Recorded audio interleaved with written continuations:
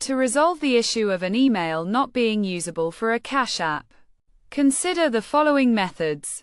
If you're encountering an error message, it may be due to several reasons. Firstly, the email address may already be associated with another account, as each email address can only be linked to a single Cash App account. In this case, using a different email address is necessary. Secondly, the issue could be caused by an invalid or inactive email address. It's essential to ensure the email address is correctly spelled and capable of receiving new messages.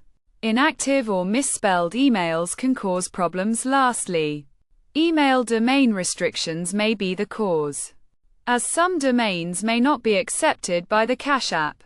Using common email providers like Gmail, Yahoo, or Outlook is advisable. To resolve the issue, verify the email status to ensure it's active and can receive messages. If the problem persists, try using a different email address.